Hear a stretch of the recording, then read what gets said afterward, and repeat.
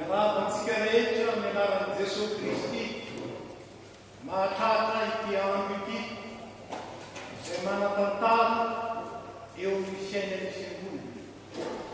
Ny mahazatra antsika moa ny Pentekosta fetin'ny fanahy masina ary marina tokoa izany na atsiarovana ny nandatsahana Andriamanitra ny fanahy masina teo amin'ny Romia azahoany mandeha manatanteraka ny hira rehefa napetraky ny Tompo mandehanana amin'izao izao ianareo mitoriny filazantsara amin'ny firenena rehetra.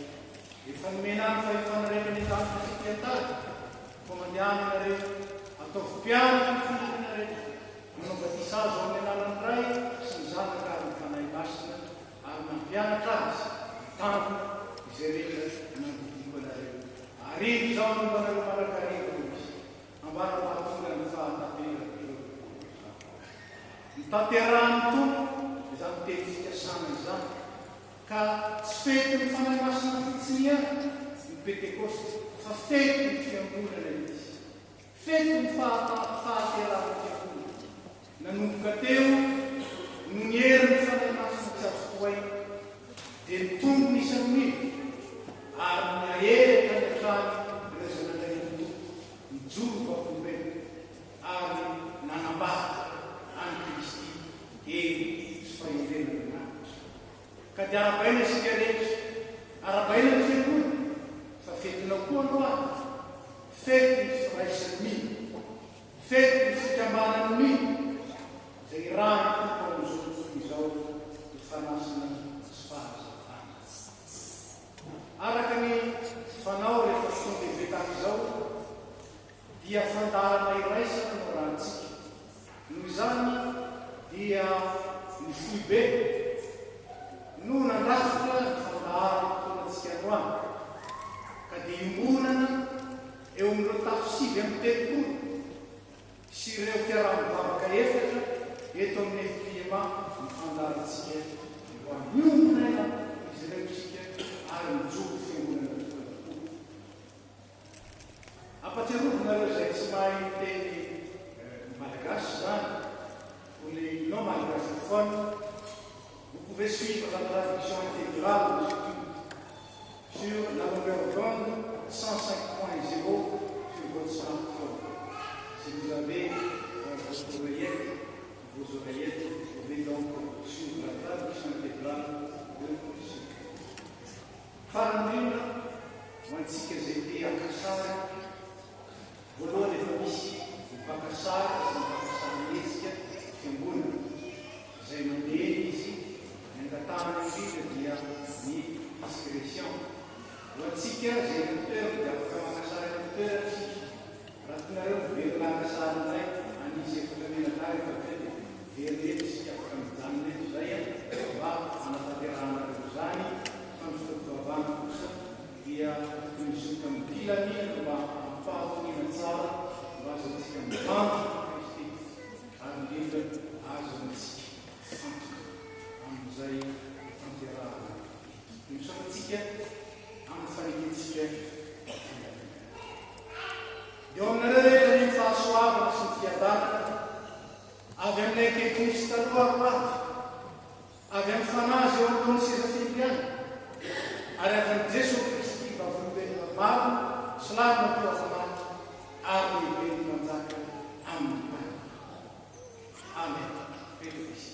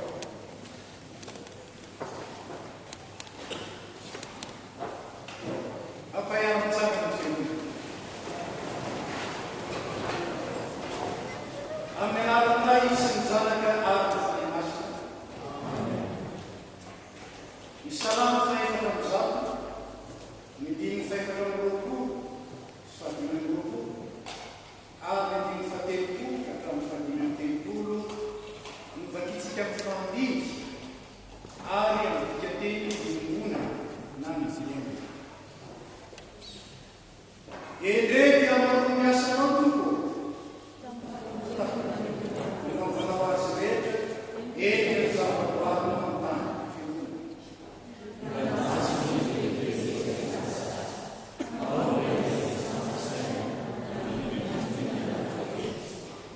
alefanao ny fanahinao diarina io ka miavao ny zavatra rehetra tongolony tany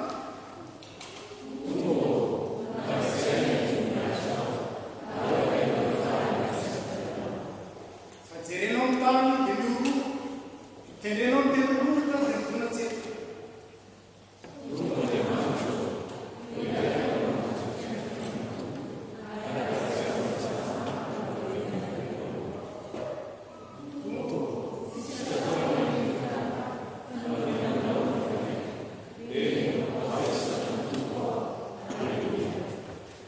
taotsika mira fatelo valonjato mindiny voalohany sy faharoa isamboa première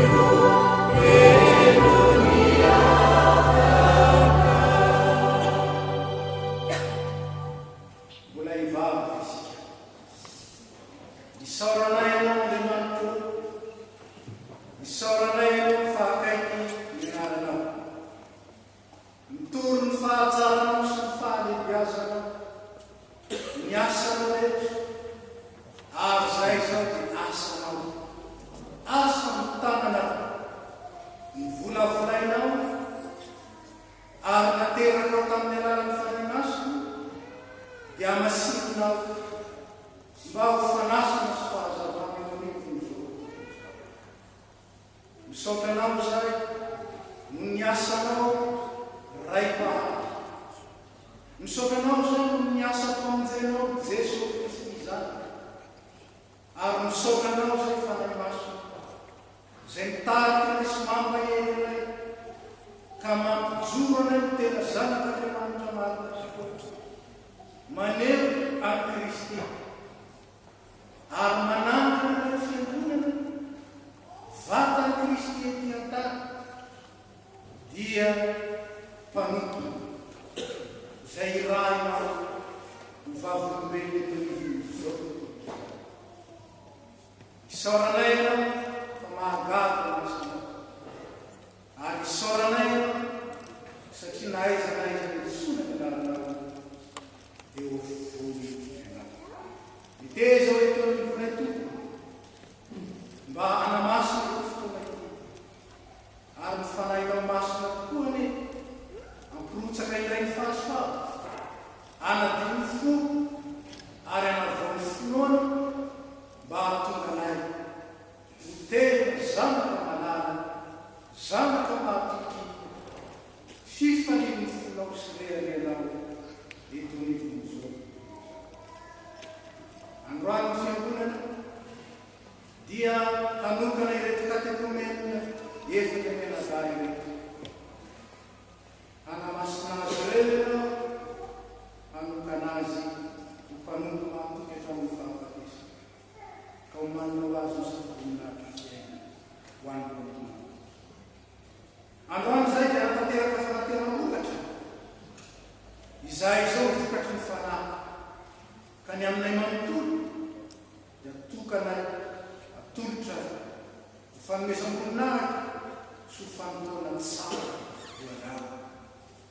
efa nanazao fonay ianao mangataka aminao zay aoka ohatramin'ny farana fampirantenanay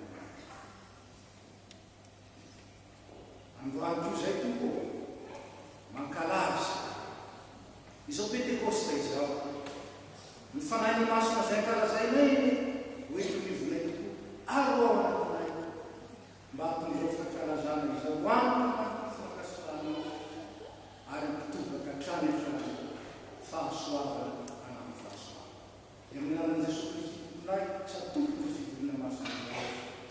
Amen.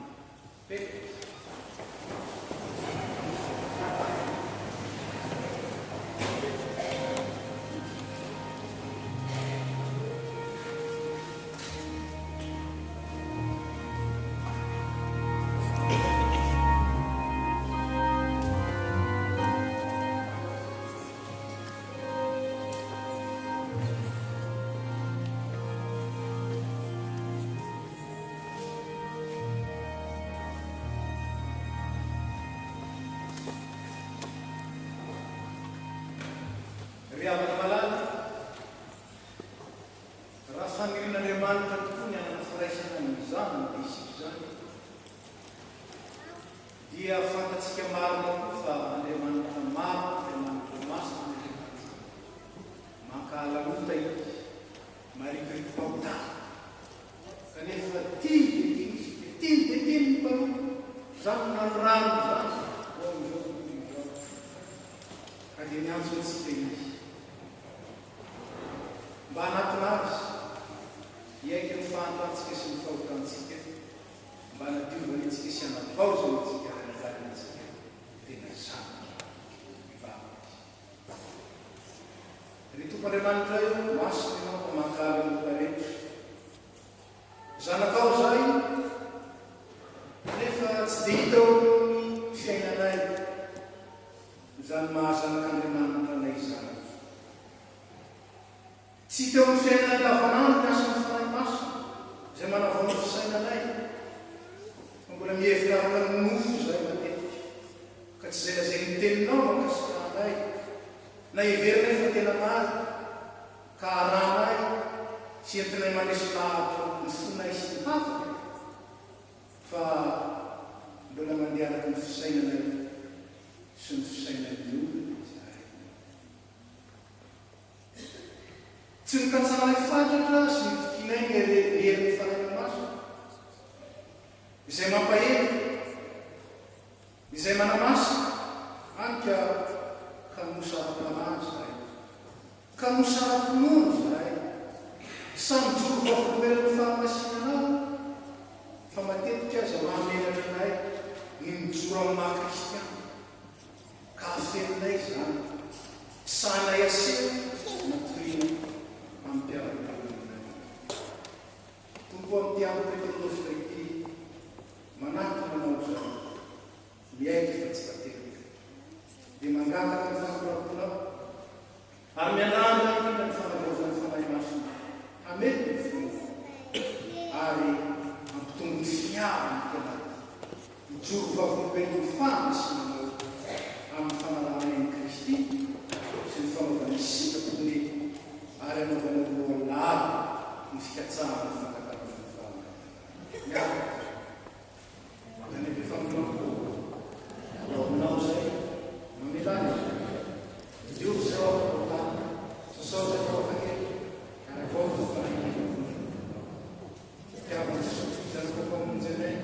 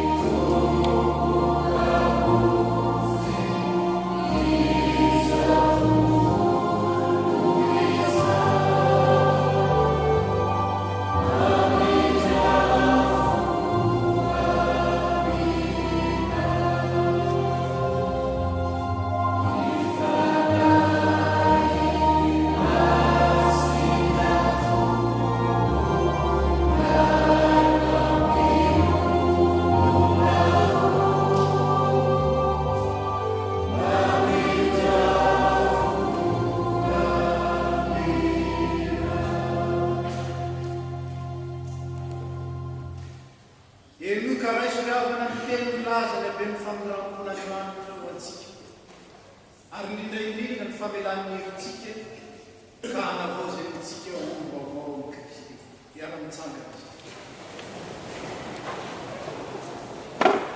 hoy ny tompo aza matahotra ianao fifanavoka ny anaranao nefa nantsoko anao ka ianao fa izaho dia izaho ny tompo ka tsy misy mpamonjy afa-tsy zaho ianareo dia lafan'andriamanitra fa iny sady fahavaroko sorana maso no ny ratsy ny sainareo sonareo ankehitriny kosa noho Kristy miaro-ny fahafatesana atao mivakana ny marina dia namika-pihavanana taminareo andriamanitra mba hahatonganareo masina sady tsy anatsina matombo eo anan-kely ko voavely lepareo ny anarany masina aleluia niderana amen.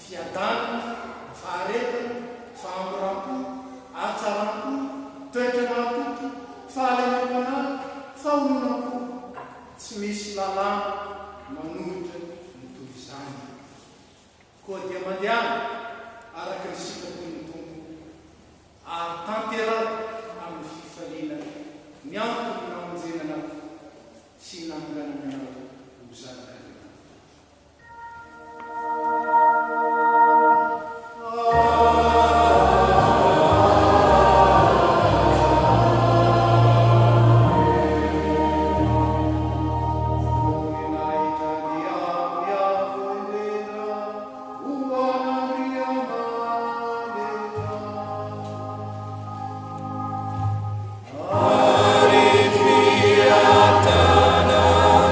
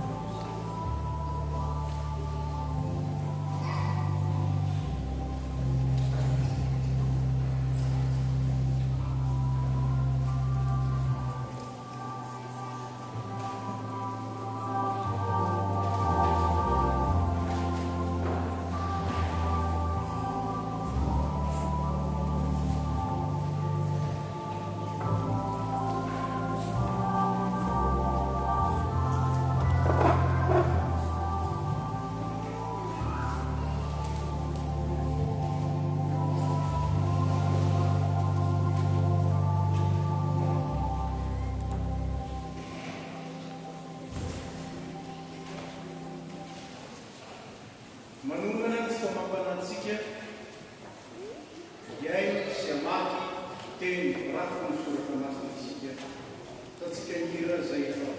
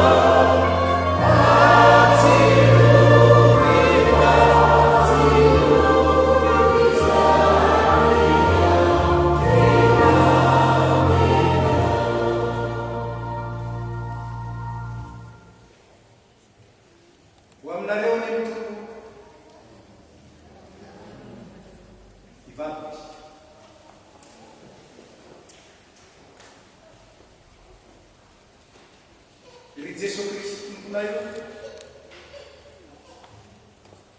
efa tonga tetỳ an-tany ianao teny manak'izay tonga nofoka nonona taminay mba azonay mivelona sy miaina araka ny teninao ary azaonay mandray fahavelomana avy amin'ny sakafo mpanary tsara ry fanahy masona ianao la efa nirahina tamin'ny alalan'i Jesosy Kristy no anomahy mampatsiarona ny tenin'ny soratra masona ary mametraka izany atontonay mba fiaina mangataka aminao izay manazavana ary aoka ny tenin'ny soratra masona izay ho renesinay tena ampahatanjaka anay sy anomeanay fahendreny sy fahalalana lava izay apakarinay hatramin'ny zava-gafa izay mombanao Andriamanitra. Misaotra anao izay ray no miasa mahagaga tanterana ka asehonao amin'ny alalan'ny teninao manak'izay. Tsy lovy ny zanakao, tantany ny zanakao, arovo ny zanakao, ary velomy ho amin'ny fiainana izay zanakao. Ny teninao no manome izany. Dia ny tenina tokoa. Amen.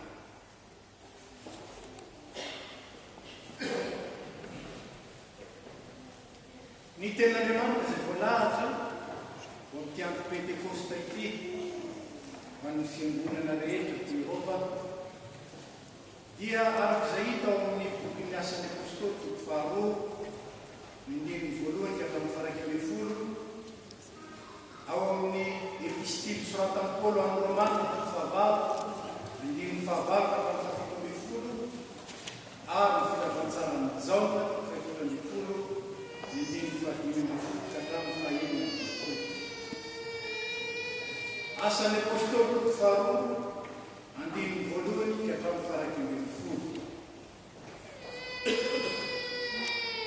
Araky ny fanaontsika efa fotoana maromaro zay dia ny dikatena amin'ny baiboly hombonana izay niarahany katolika, ny luteriana, ny protestanta ary ny anglikana nanao akatsika ny vaviteny voalohany sy ny fahateny.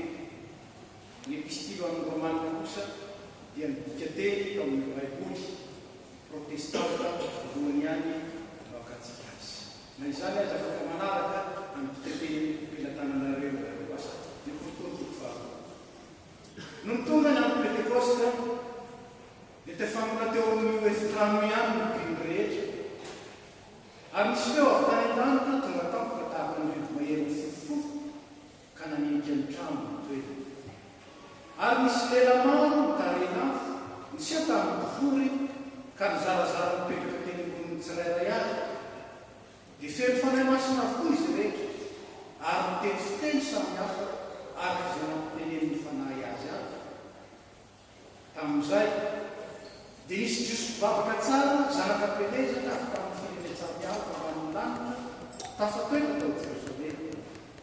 Vao nanomboka ilay feo dia nirohatra anatiny ny besiny maro sady sanganena foana satria na le mpino nampiasa ny fiteny manokana mahazaka azy mpiaino tsirairay avy. Talantona sy gaga izy rehetra sady vavava hoe fa tsy avy any Galilea avokoa ve eo amin'ny teny ireo ka ahoana no renesantsika tsirairay avy ny fiteny manokana nabeantsika. Misy amintsika avy any Partia, Media, Elama ary misy mponina any Mesopotamia, misy mponina eto Judea, misy mponina avy any Kapadosia, Ponto, Asia, Frigia sy Pamfilia. Ao koa ny avy any Egypta mba amin'ny faritany Sirena Libia ary misy ny mpivahiny avy any Roma. Ao ny Jiosy ary ao ny amin'ny firenena mpanaraka ny fivavahana Jiosy. Mbola misy koa ny avy any Kreta sy Arabia. Kanefa dia rentsika izy ireo milaza ny fitenitsika ny zava-dehibe nataon'Andriamanitra. Epistily faratan'i Paolo amin'ny Romanina toko fahavalo manomboka amin'ny andininy fahavalo. Ary izay ao amin'ny nofo dia tsy mahay manao sitrapon'Andriamanitra fa ena rehetra ao amin'ny nofo fa ao amin'ny fanahy raha ny fanahin'Andriamanitra no toetra ao anatinareo. Fa raha misy kosa tsy manana ny fanahin'i Kristy tsy azy izy. Fa raha Kristy no toetra ao anatinareo na dia maty any aza ny tena no mioto dia fiainana kosa ny fanahy ny fahamanina ary raha ny fanahy izay nanangana ny Jesosy tamin'ny maty no toetra ao anatinareo dia izay nanangana ny Kristy Jesosy tamin'ny maty namelona ny tenanareo mety maty amin'ny fanahy izay mitoetra ao anatinareo. Ary amin'izany no rahalava dia tokotso izy tsy amin'ny nofo anefa fa velona araka amin'ny nofo. Fa raha velona araka amin'ny nofo ianareo dia tsy maintsy maty. Fa raha ny fanahy namonareo kasan'ny tena dia ho velona ianareo.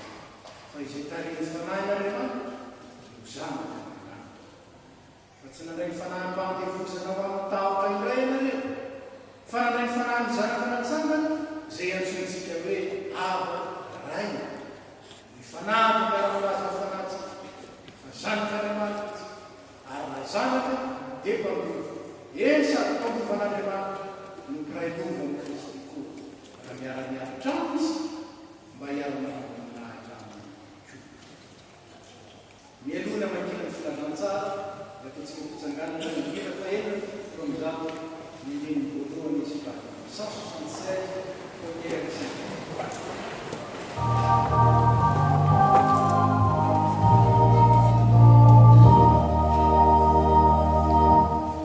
Amen.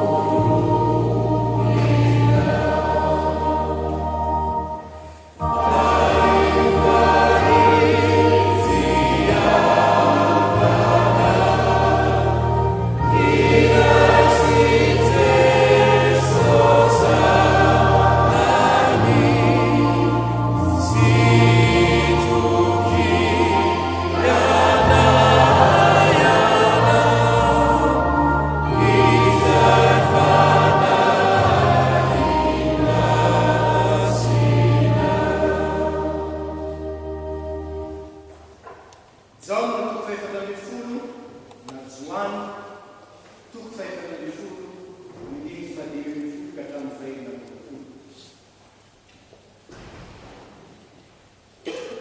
Raha tiaina dia hitandrona ireo ditiky.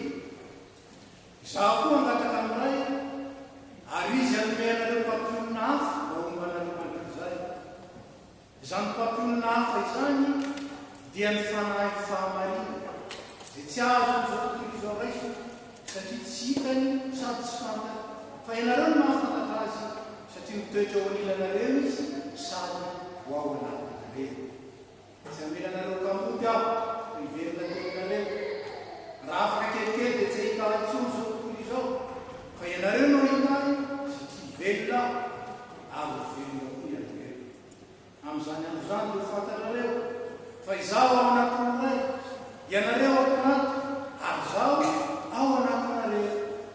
Izay mananareo sy mitandrina azy ny tia ary izay tia ahy dia toavin'ilay ary izaho koa tia azy ka iseranako.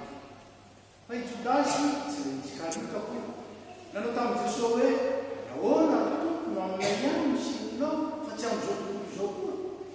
Dia nivaliny hoe raha misy olona tia hitandrina mitenika izy ho tia azy ny raiky ary izaho sy ny raiky dia ka ho aminy ka olona ao. Izay tsy tia dia tsy mitandrina ireo tenika ary miteny izay renareo dia tsy ady aminy fa amin'ilay izay miezaka ahy. Voalazako taminareo izany raha mbola mitoetra tominareo aho.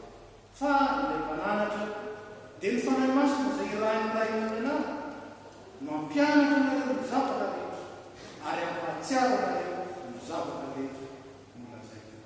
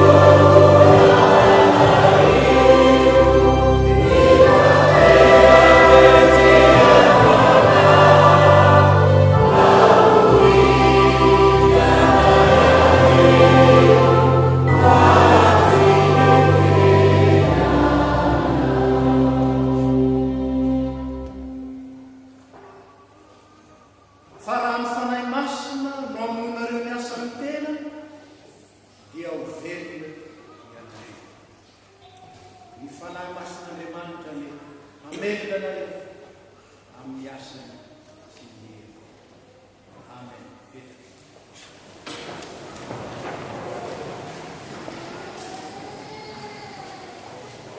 Tao anatin'ny tantarany fiangonana dia azo ambara fa efa kateorina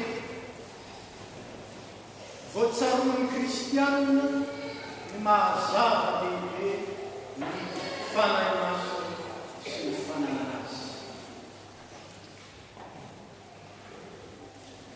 Ny finoanan'Andriamanitra ray izay mivana tamin'ny jiosy dia nipetraka manakarivo zany, ary azo ambara fa ny fahatolavan'i Jesosy Kristy nanamafy zany satria ilay zanak'Andriamanitra, lahy tokan'Andriamanitra tonga teo amin'izao tontolo izao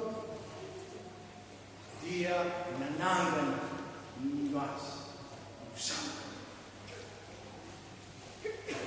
Ny soratra masina nefa dia nampiseho mbenombeno ny mahazava-dehibe ity fanahy masina ity eo amin'ny fiainan'ny izy. Zava-dehibe satria raha tsy ny fanahy masina dia tsy misy na inona azontsika raisina na tehirizy, tsy misy. Na ny finoana na ny herin'ny famonjena izay mitariky antsika ho any amin'ny mandrakizay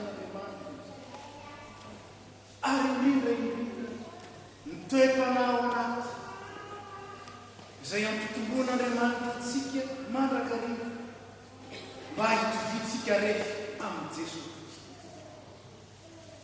Soa fa miasa ny fanahy masina zany namono fiangonana ary natonga azy hatsiaro ny mahazava-dehibe ny fanahy masina.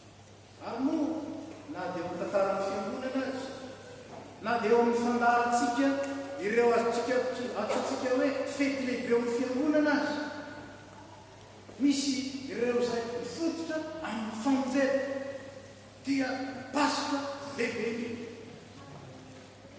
misy ireo mifototra amin'ny fanambarana ary dia ny krismasy lehibe indrindra.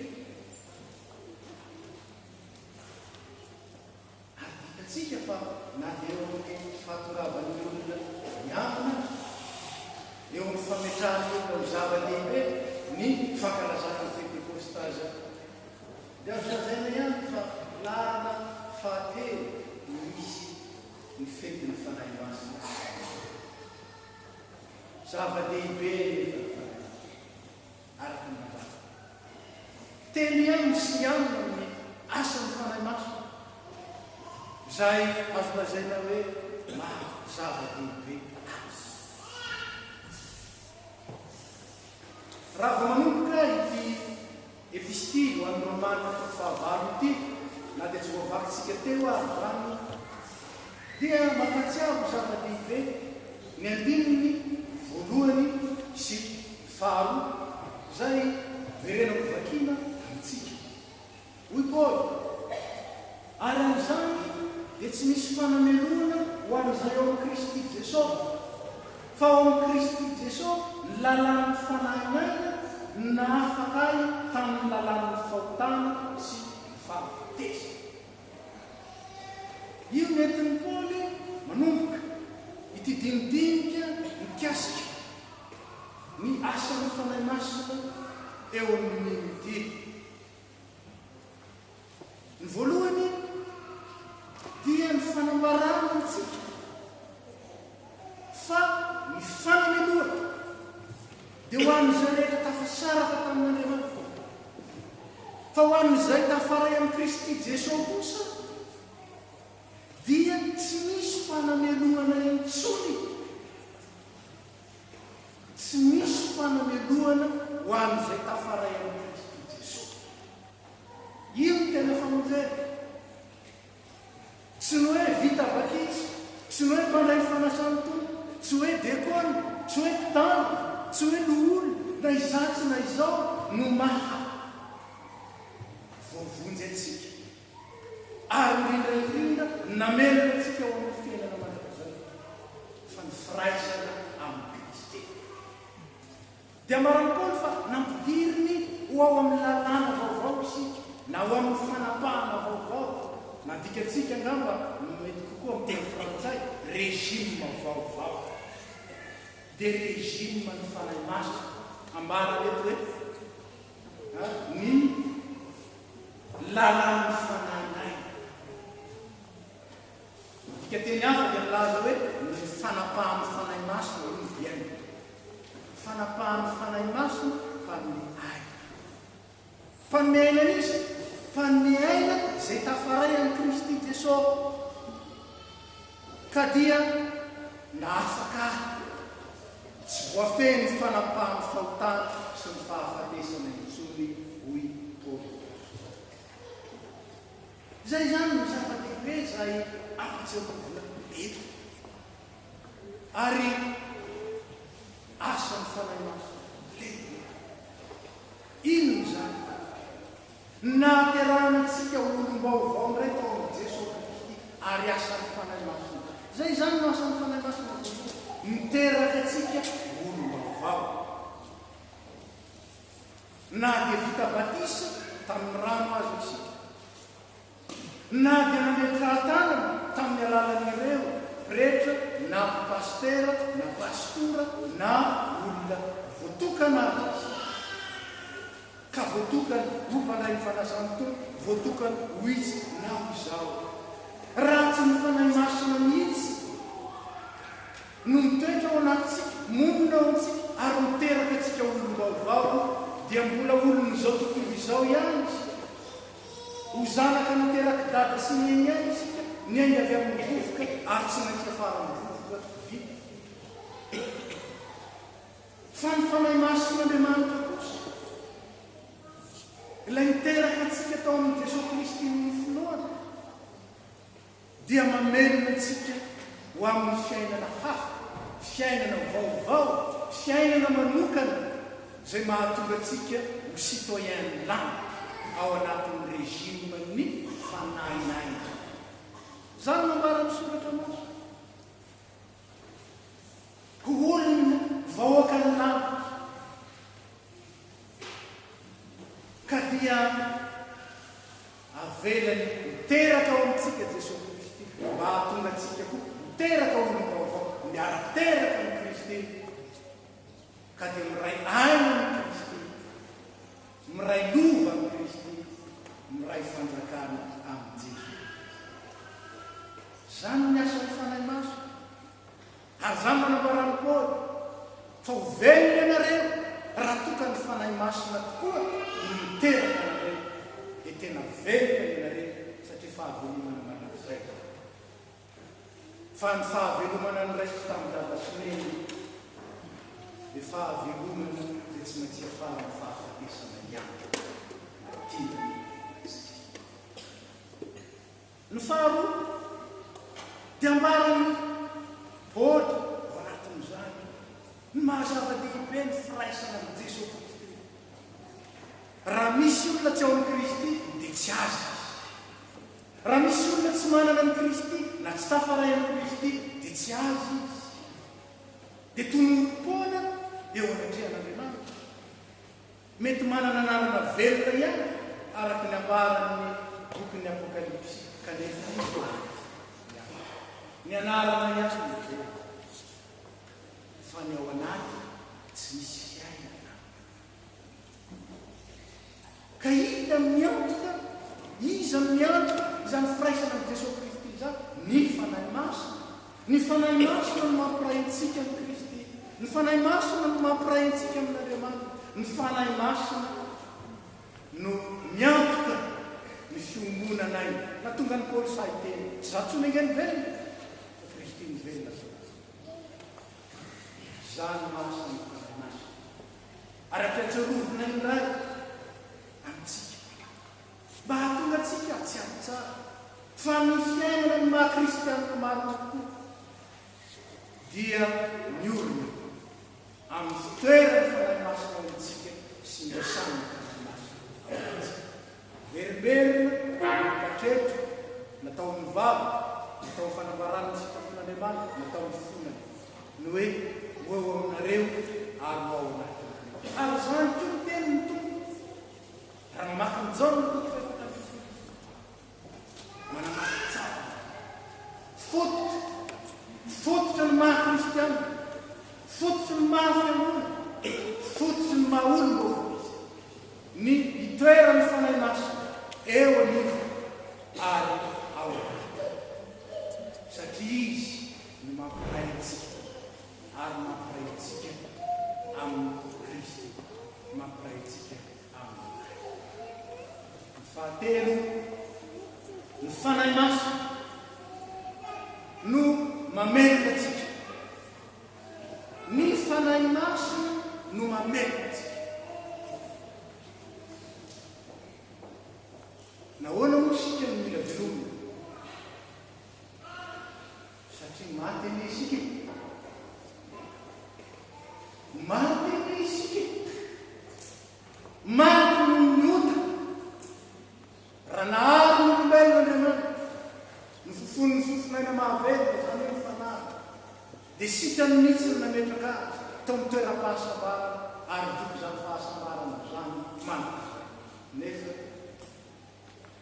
nanaraka ilay nananam-pilanina hafa izy dia ny fahavalon'Andriamanitra izay nametraka avinavina tao amin'ny olo ka ny tompony teny fantatra fa afaka mahavita teny, fa afaka matakana ny zavatra rehetra amin'ny sainy fotsiny, fa afaka mamelona sy mahafaty ary afaka manao izay keretiny fony ilay inona marina manaka kehitriny dia izao fitaka rehetra. Ary moa ny fiainantsika tsy mampiseho zany, mampiseho fa ao amintsika ihany manalokaloka ao ihany ilay pilamina n'Andriamanitra tamin'ny voalohany napetrany ho an'ny olombelona dia nino ny fiainana mandrakizay anika malahelo mihitsika rehefa tafasaraka amin'ny hafa matahotra mihitsika mitaitaina manoloana ny fahafatesany nahoana satria teny velona mandrakizay ary misy azy foto-kevitra ny fomba fisaina na fomba mpivavahana izay napetraka hiantoka izany tsy tanisa ireny mitady ny mandrakizay nefa tsy afaka miantoka ny mandrakizay fa sitraka Andriamanitra hiditra ao anatin'izany etaeta izany ka namonjenitsika tamin'ny alalan'i Jesosy Kristy kanefa izao ny fomba tsika sy ny toetratsika izay nivantsika tamin'izao tontolo izao tamin'ny Satana tsy mitondra amin'izany. Ohatra raha ihany ireny raisitsika raha ny synode izay tany Avignon iray maty teo mihinanana goûter re zany dia tany dia natsara tsara ngamba fa misy telopolo karazana dia hoy ilay dokotera iretsy any io sakafo io nefa tsy mamelona fotsiny fa mahafaty koa arakaraka ilay mikeranao izy mandavana mitmetatra vitsivitsy amin'ny fasa fa manapoizina koa io ny mahalala n'izany tsara tsika fa ny akabeazan'ny aretina zay tovozitsika iny ka avy amin'izay hoanitsika avy amin'ny foatsika avy amin'izay ataon'ny tanatsika atsy zany ary ny soratra masina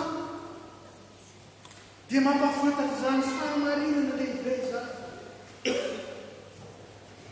fantatr'Andriamanitra hitan'Andriamanitra ary ananan'Andriamanitra tsara ny fahazavana mikasika ny lohalanon'izany fahafatesany izany ary zany ny tsy namelany tamin'ny fitiavana ny olombelona amin'izao ny rano zany tsy tia mivaky mampisika tsy tia mivelona tia asany ka rehefa ny rano zany nampitoerany teo mitoeram-poninazy dia menitsika kosa ny fanahy maso anino ameny ampahely hoy ny tompo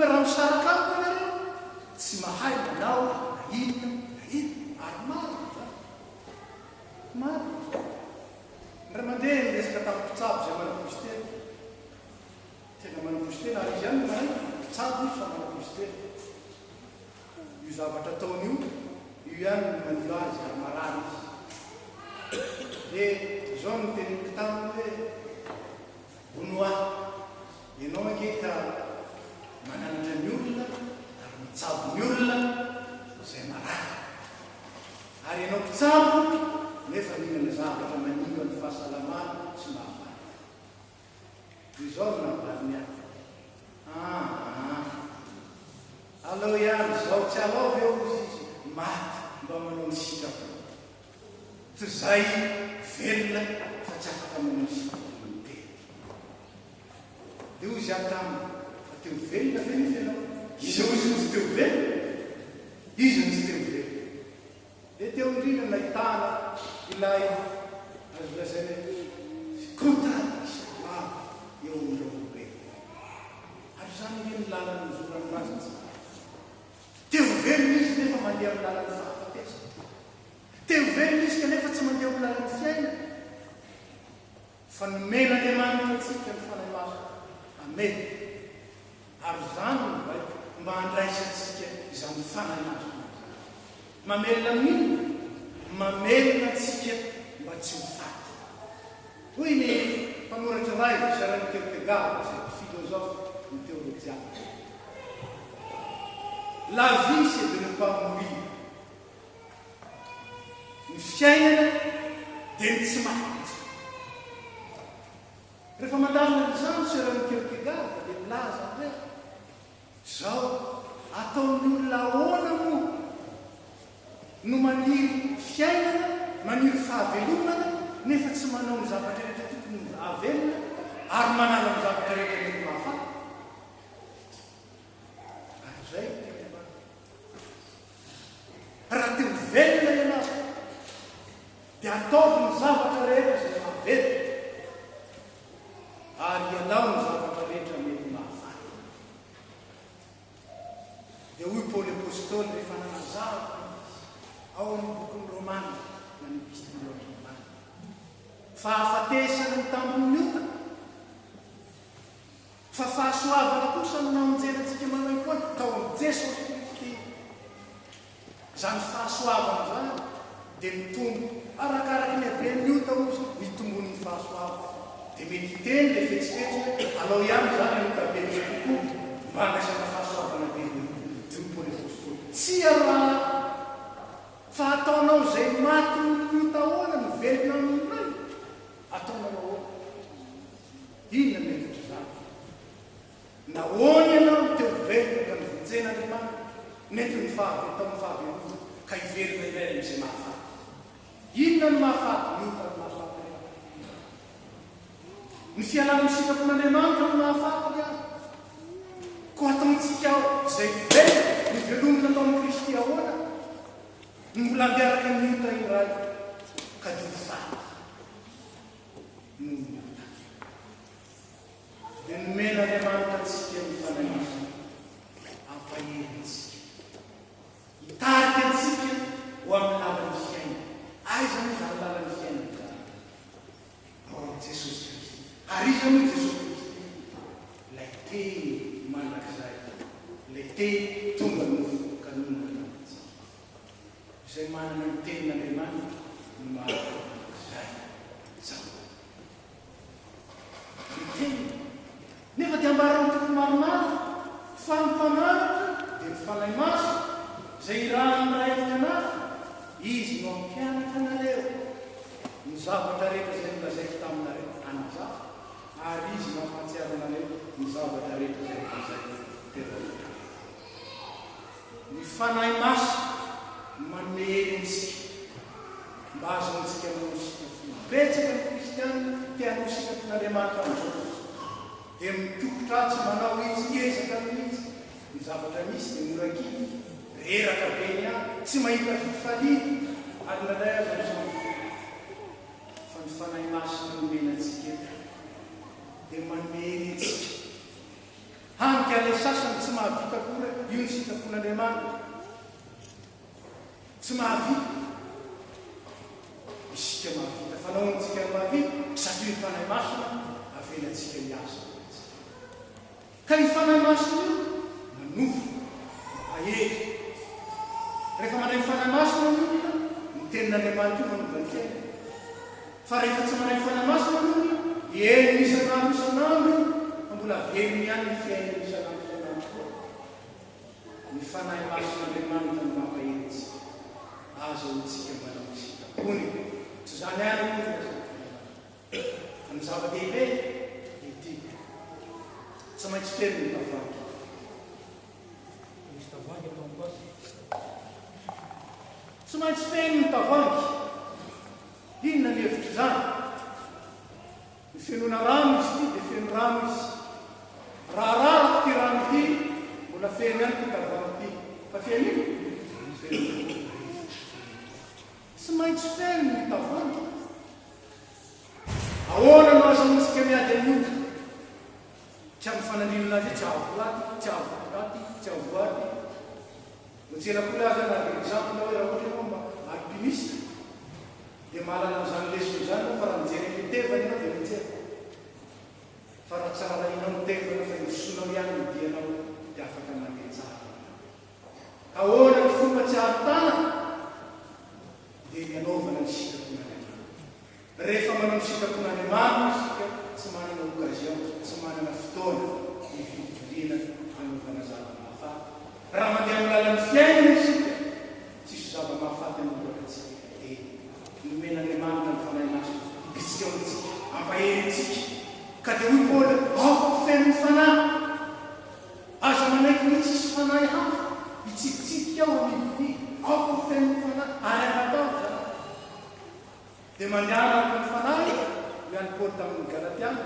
dia onantoy tsy ahatanteraka ny asan'ny mofo ary moa tsy zany na zay Paoly fa raha ny fanahy mamonareo ny asan'ny mofo ny asan'ny maha-olona fotsiny amin'izao dia tena manay fahavelomana manak'izay omeny Jesosy Kristy anao velona ary mampiova fiainana manak'izay tsy zavatra roa samy hafa ireo fa fiainana iray ihany ireo iainana anatin'ny tontolo samy hafa satria nampisaon'Andriamanitra bavavelona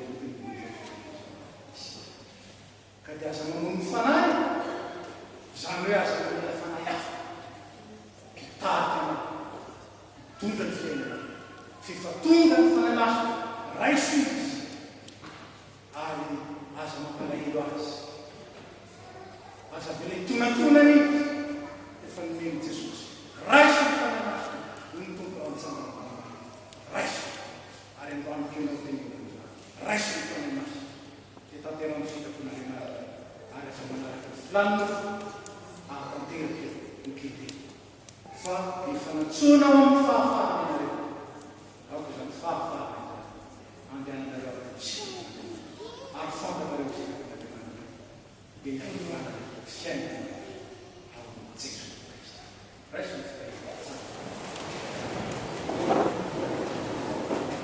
aminareo rehetra ny fahasoavana Jesosy Kristy ny fitiavan'Andriamanitra ray ary ny fampiraisana zay tanterahan'ny fanahy masina ho aminareo rehetra ahatonga anareo tena zanaka ary ahatonga ny pentekosta fiainantsika rehetra fiainany fiangonana ka andositra ny olona ary andositra ny fahavana fa anjaka kosa ny vokatry ny fanahy dia fitiavana fiangonana fifaliana ary indrindra fiainana manana ho anareo na ny teny tompo zany raiso tany dia ho anareo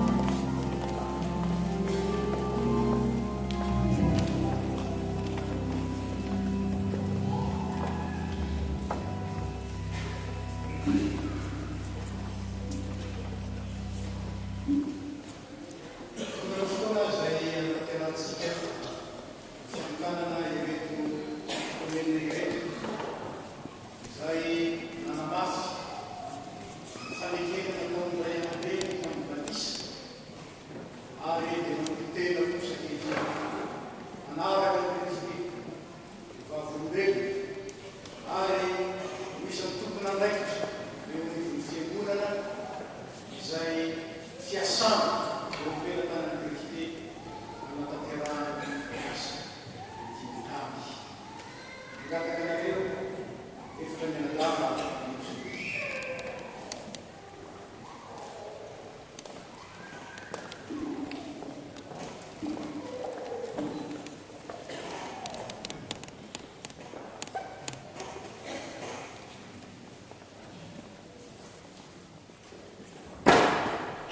riavanao tompo no fahasoavan'Andriamanitra sy ny fitonan'ny fiangonana dia sifalimanantsika nyandray reto olombonjeny anatontopo isan'andro misy amin'ny fiangonana reto.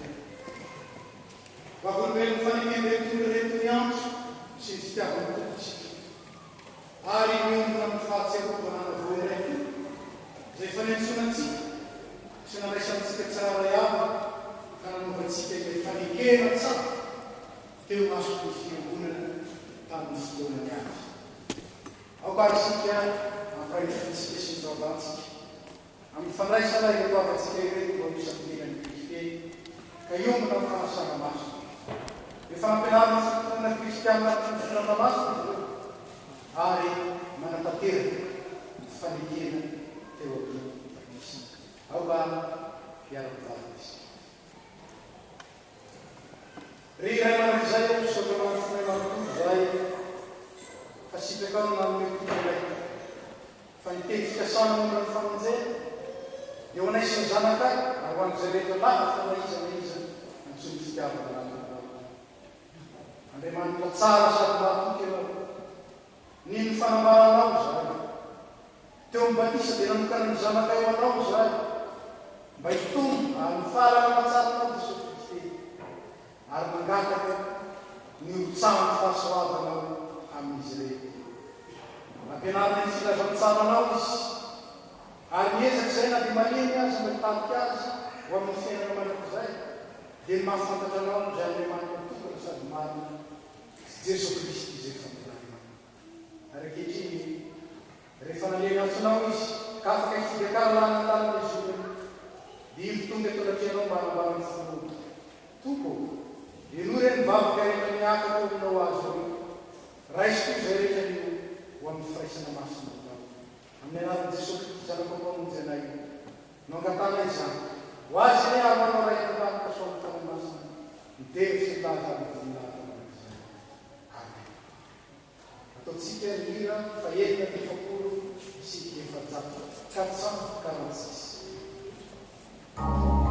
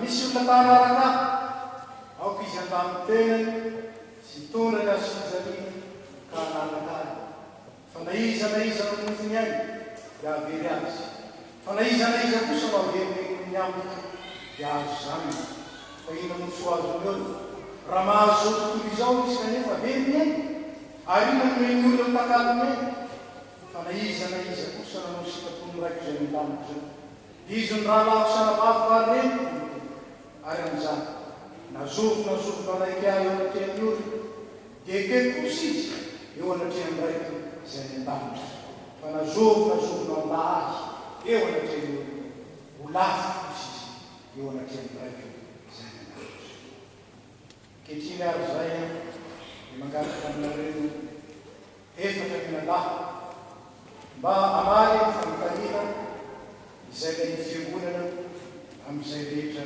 dia manisy.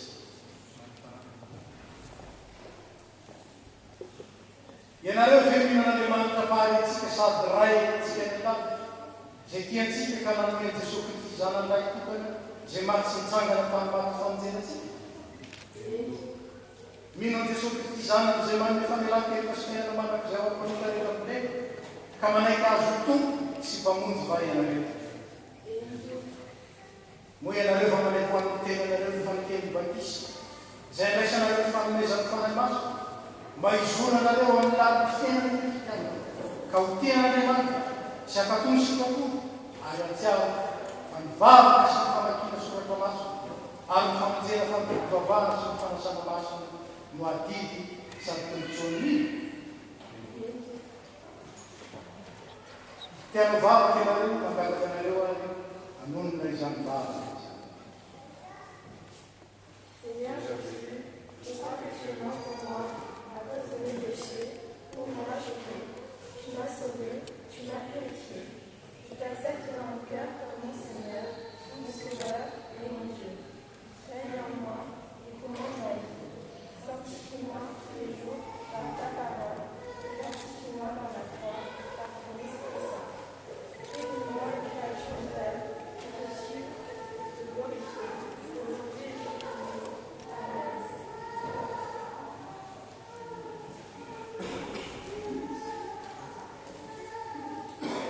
Aukari, andusang panambahan ko masuk semua dari sempanikin dari itu akhir juga begitu saja.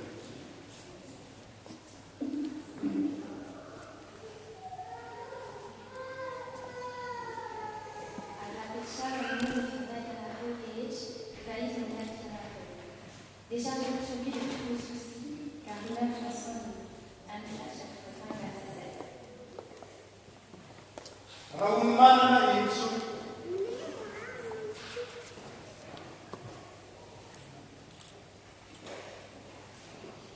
Luis apa yang kita lakukan usaha? Amenawan Kristus sana kami pada pas. Supaya orang sampai sana kalau sampai dengan Kristus. Karena sana yang mereka sampai dia mengenai. Ada memang Kristus senyap senyap pakai tempat sama agama. Dua pantir sempurna hari itu. Amin. Sanggana pada Yesus makan satu kamu banau.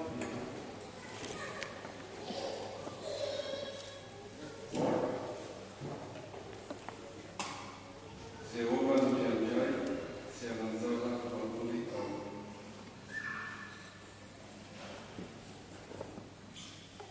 Munfanikin sa Timoteo, raumana na suami. Yang nelaran rasul zakat fanimas supaneran, siapa yang tahu konten Kristi. Merayak pak, ada kesana yang orang yang sama menyatakan. Ada mantara itu, jenam semua yang tambah sama fasa orang no akhir kesimpulan ada di dalam. Amin. Sanggana akhir semata pemunggaran.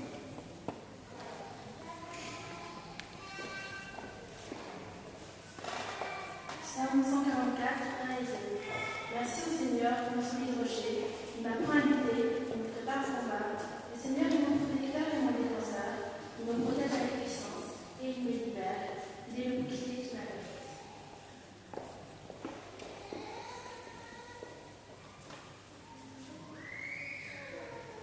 Nous allons faire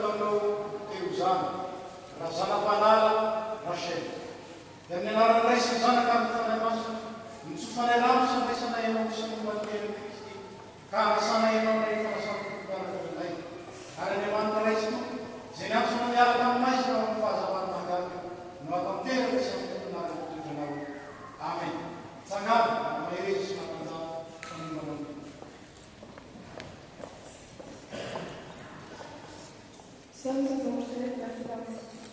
Mon corps et mon cœur peuvent baptiser, mais Dieu est mon super rocher et mon trésor pour toujours. Nifanekena zay nataonao teo. Razana-panala sy monia. Amin'ny anarany raisiny zanaka ny fanay masina.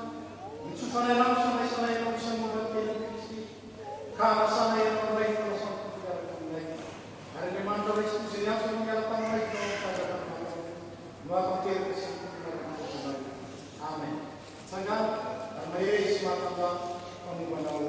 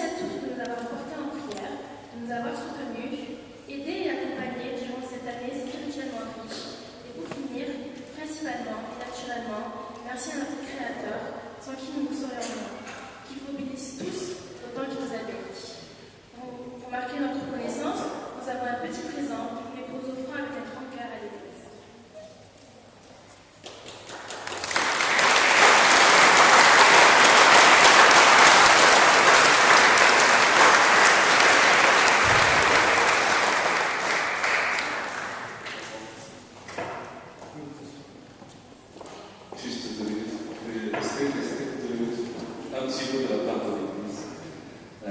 Félicitations de la part du pasteur et du comité paroissial pour ce grand jour, cet engagement de la Seigneur que vous avez témoigné devant toute l'Église entière d'aujourd'hui.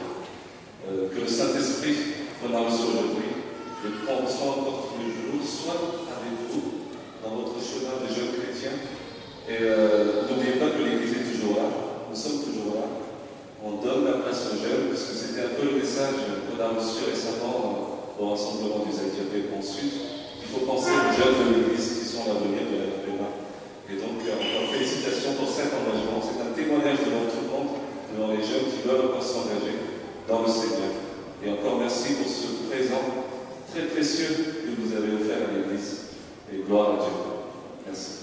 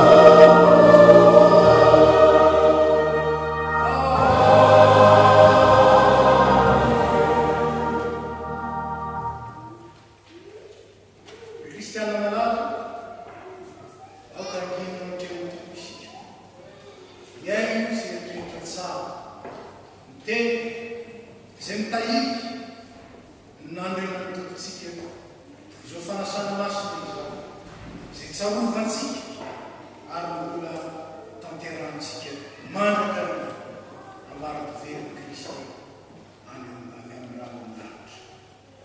Fa Jesosy Kristy tongontsika zay tamin'iny alina mandeha anazy dia mofo. Ary efa nisaotra izy dia nivakinika ho izy raiso aminy timitena izay omena amanareo izao atao fahatsavana. Iaraka izany koa kapoka rehefa ninana dia hoy izy ity kapoka ity rehefa nikena vaovao amin'ny raha zao natao fahatsavana nahavirana misotro ianareo fa nahavirana roina andriny sy misotro amin'ny kapoka dia manambara ny fahafatesana tokoy ianareo manam-piavaka. Amen.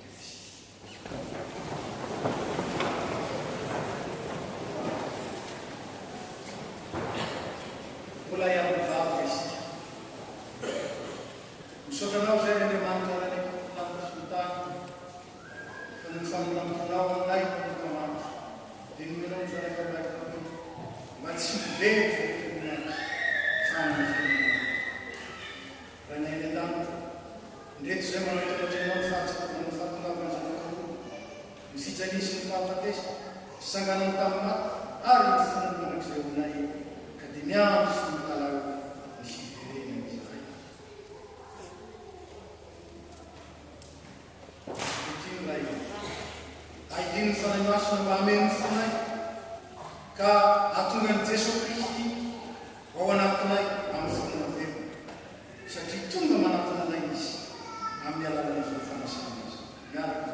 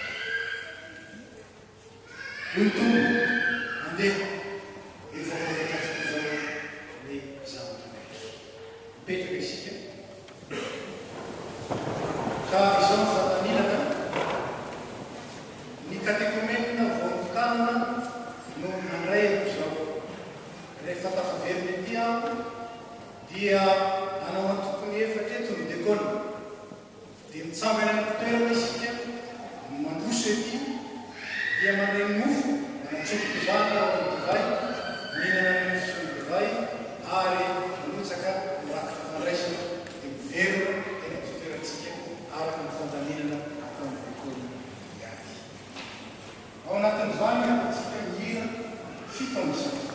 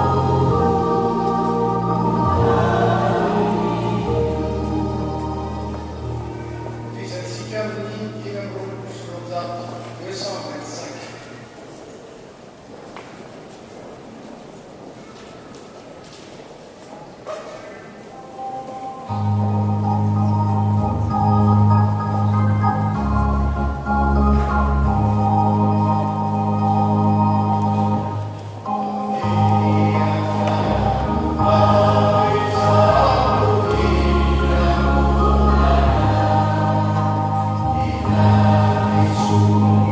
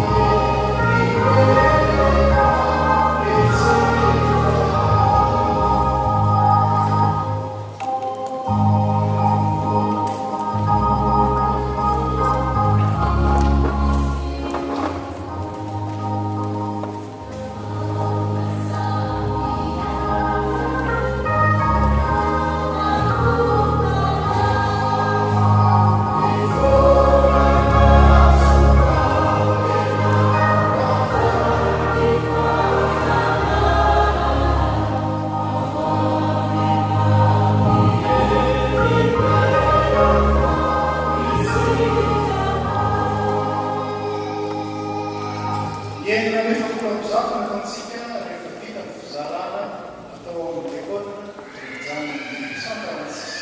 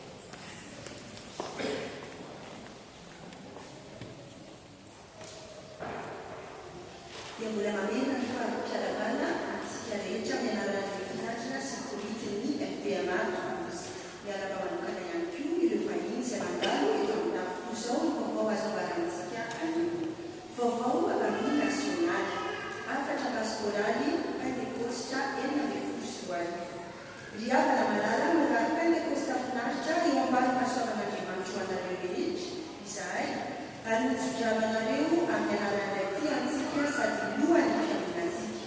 Ilay Andriamanitra lohalany fanantenanany ameno fifaliana sy fiadanana tanteraka anareo no finoanareo mba mitomona be dia be ao aminareo ny fanantenana no ny hety ny fanahy masina. Hoy ny mpitandrina sinodary filohany FPMA, révérend Dr Jean Davanté. Ny andinindininy rehetra mikasika izany efatra pastoraly izany dia ho hitantsika ao amin'ny site internet ny fiangonana manomboka lavitso. Vaovao avy amin'ny faritany, taratasy fianabana ihany koa. Ho an'ny mpitandrina ny komity ny vahoaka an'Andriamanitra atao amin'ny faritany Atsimo-Andrefana. Fanatrotsaran'Andriamanitra be dia be ny fanahy masina isika tamin'ny alalan'i Kristy Jesosy mpamonjy antsika, ahatonga antsika ho marina eo anatrehan'Andriamanitra noho ny fahasoavan'i Kristy sy ahatonga antsika hanana anjara amin'ny fiainana mahanitra mandrakizay efa amidinantsika. Izany teny feno toky sy fanantenana izany no entina miarahaba sy zaraina amintsika amin'izao Pentekosta 2024 izao. Anampy antsika anie izany amin'ny fikatsahantsika ny andao isan'andro izay tsara sy marina eo mason'Andriamanitra. Ho azy lery misaotra sy modely ary voninahitra ho amintsika kosa ny fiadanana. Amin'ny anaran'ny Birao Fahatsarina, ny mpitandrina mpandrindra rakotritra Madera Charles sy ny filoha Améliation Tanina. Toizao indray ny vaovao eto amin'ny tafitsika. Filazana manjo. Misaotra amin'ny Jehova ny fanahiko, azy rehetra tao anatiko misaotra ny masina. Misaotra amin'ny Jehova ny fanahiko, ary azy misy adonao vita ny rehetra. Amin'ny filoana sy ny fanantenana ny fitsanganana ny tena amin'ny maty, no ampandrinisanay anareo fa ny afa-malalanay rasoa Nalina Jeanette dia natsony iray hoy any aminy ny zoma enina folo sy roa telo tamin'ny Madagasikara. Hoy ny fahitako aminy rasanam-panaraha-bono sy voangy. Ny famadina ny fianakaviana dia olon-tanteraina amin'ny alahaderina io raika bolobondo filazana batisa. Mampafantatra antsika fiangonana fa isy iray aman-dreny anotra ny zanany atao batisa amin'ny alahady erinan'io dia Alicia Renassou, zanany Frédéric Jus Ovasola Safimanana, ary Lianas Keria, zanany Tutu sy Juliana Kasafi Manana. Vaovao avy amin'ny sekoronten'Andriamanitra. Ny famerenana ny fankalazana ny fahadimy amin'ny telopolo taona ny STA dia mitohy amin'ny asabotsy izao raika amby be amin'ny 2 ora ka hatramin'ny 4 ora sy sasany tolakandro ao amin'ny Vietnam. Vaovao avy amin'ny feuille mazava. Madagascar à Christie. Pour diverses raisons, la chorale Feuille Mazava a décidé de reporter sa comédie musicale à une date qui nous sera communiquée ultérieurement. La chorale tient déjà à remercier tous ceux qui ont effectué leur réservation et démontré leur intérêt. N'ayez crainte, la comédie musicale sera reprogrammée très bientôt. Vous pouvez continuer à suivre les activités de la chorale Feuille Mazava via leur page Facebook. Merci à tous de votre compréhension. Vovó vamos nasa silasili. Nigazetikia na Pentekosta dia mvuka aliu azalena wansikia manekulu. Angatana na sikia baadezani nidayani isatuka jambo. Nunyangu tia zutfila na dia mpanara kamikuka nipata kufunsi na mwana jonansu fila samsana nyumba na Pentekosta. Vitana chansi kaititi ya mchakara si Facebook FPMA Toulouse. Faron analatika vovokunana ni tutti li sacramenti si insisa. Ni salta msejameta ni kondomotio ni faasti ni nou aliftu papana juani dia mfuka mifantana au. Vovou akamufesa msamana. Valukana dimancha nyala manuku aliana melafu. Indie tara sadmafnacha rani pralani nyala mungu. Tulfanutsikisatona FPMA Toulouse ya fama na satika leyechi une journée sportive, les ayatollahs lundi de Pentecôte, Manukarifu, la Sassani.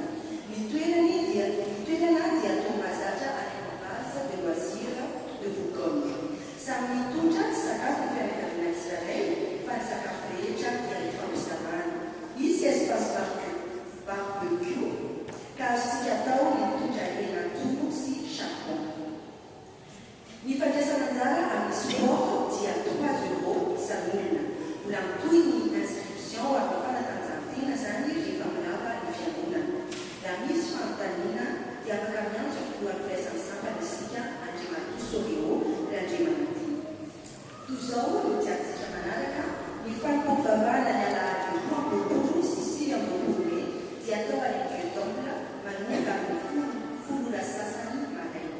Mitokana andraikitra ny fanadiovana trano fiangonana anio dia komity sy ny sambana rehetra dia efa mampiomana ny STK sy ny STA amin'ny fanadiovana ny trano fiangonana ny temple amin'ny Galahary Eliammy. Dia misaotra antsika naharitra hatramin'ny farany ary Andriamanitra miangavy voninahitra.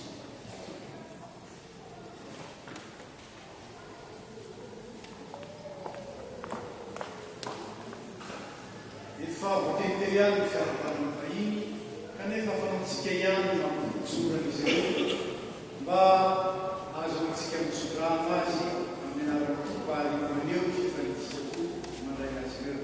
Karaha misy amintsika zany tongeto dia any tanàna hafa namety koa avy any firenena hafa azy tongeto koa zay ary miaro mivavaka eto dia angatahany iratsangany arabainy sotoforaha.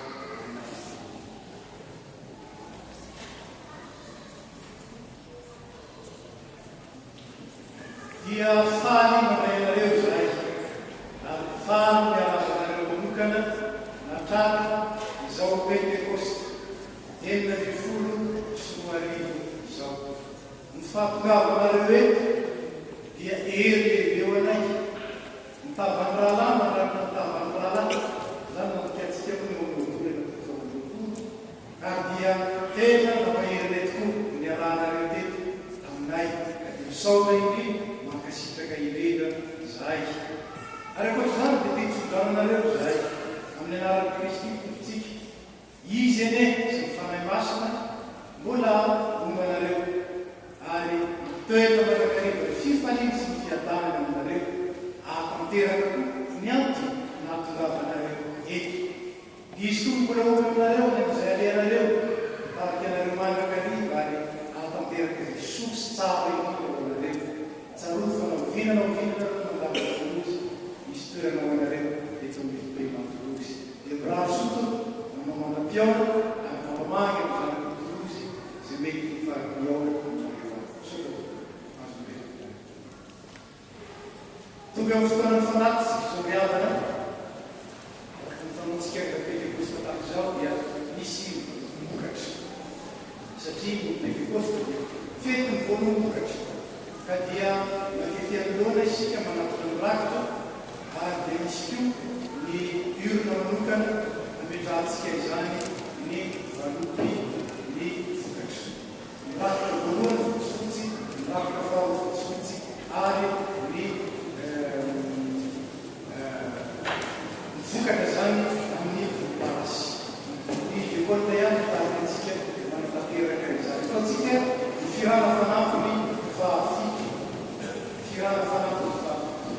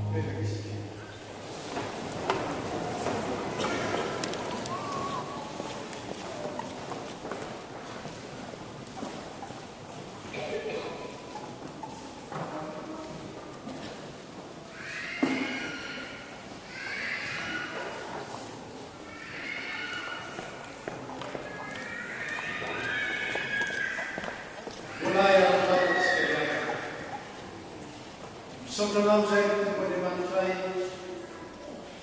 tamin'izao fankalazana, fanankanana, fanateram-bokatra ny tanterahana izao. Asanao zany.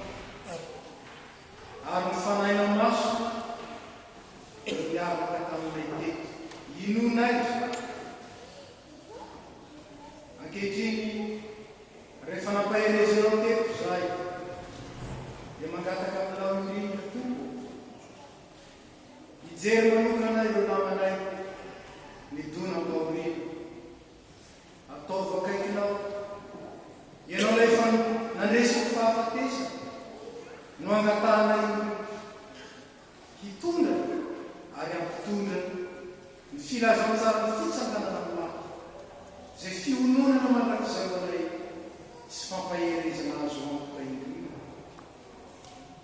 entinay bavaka aminao koa ireo marary nany amin'ny hotaly nany tokantrano azy lela irery taio ny fitsaboana ary taio indrindra koa ny fikarakarana azy ireny zay tsy hainy mpitsabo ary tsy vitany fanafody satria zavaboary ihany reny dia nao Andriamanitra mihitsy mangatanay anatsoka ny tanana aneny koalana reto ary mitondra fanasotrana fanafana hoaninaray mivavaka aminao zay hoan'ireo sahina ninonino endriky zany fahasahiranany zany ary ninonino koa efa mitononao mpamonjy ianao tombo metezy amonjy azy reny hanafaka azy reny ary ampitomboiny finoany ianao sy mifahatokiny ianao azo mahita zava-maka avy aminao ilay tompona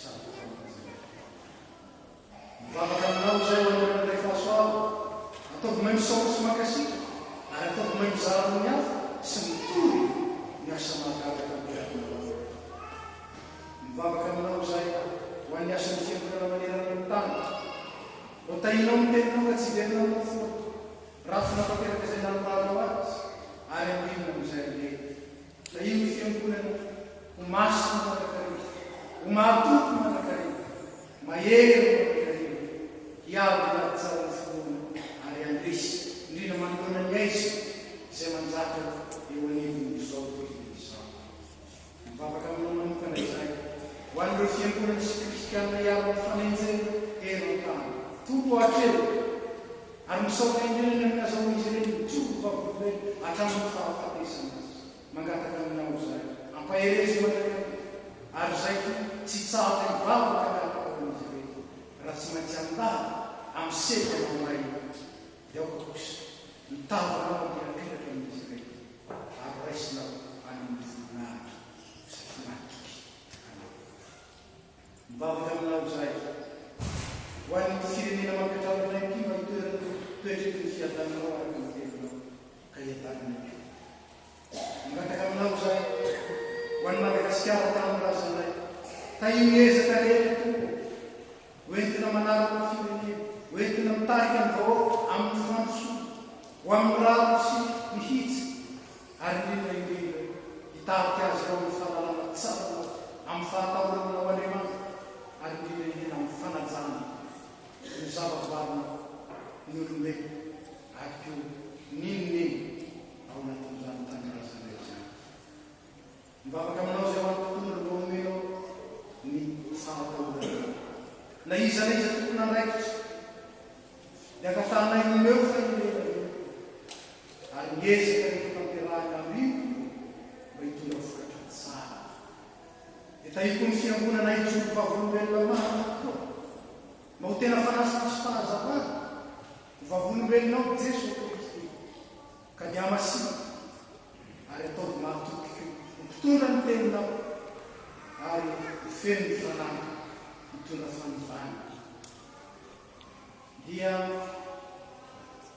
tianay tompo namendrika ao aminao ny tenanay tsara ihany zay ao akaiky ny fonay tsaronay mivavaka manokana tononay ao ambonao nay ao aminao zay reto zay reto ary dia aoka mianjara tsara faniny Jesosy Kristy mba ao amin'ny tsirairay ihany voninahitra dia tsy voatononay amin'izany mivavaka zany tsy ihany ny fisainanay avy fotsany mivavaka manokana dia mikininay feno fitateraka amin'ny anarantsony Jesosy Kristy dia misaotra eny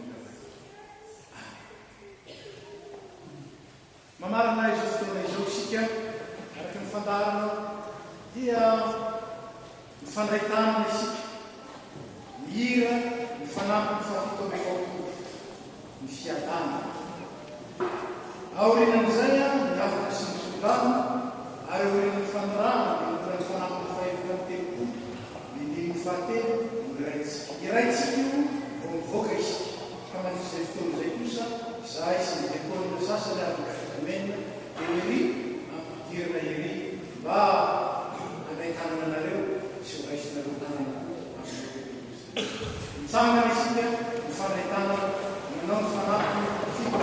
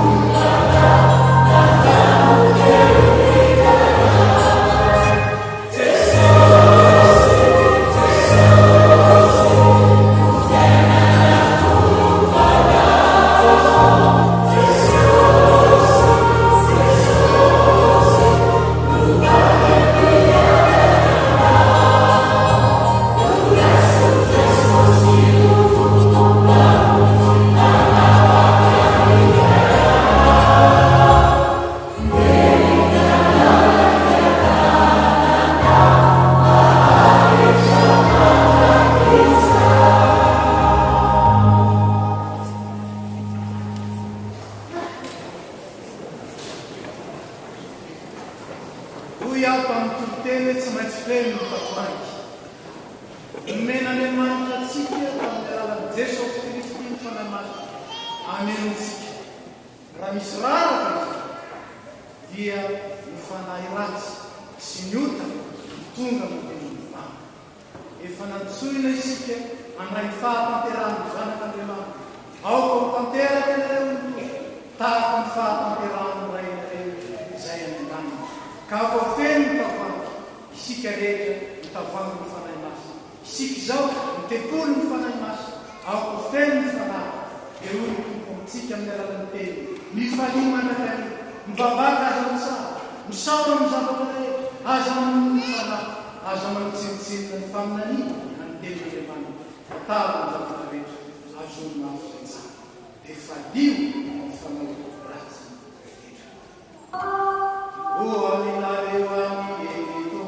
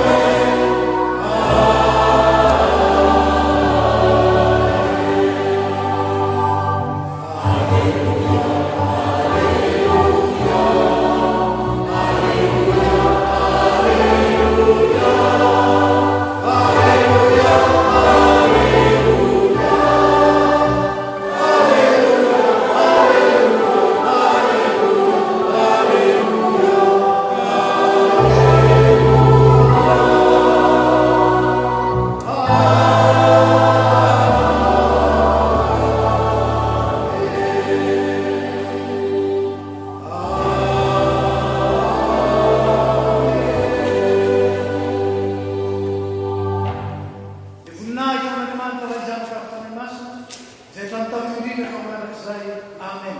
Mandiana fiadanana ka manontany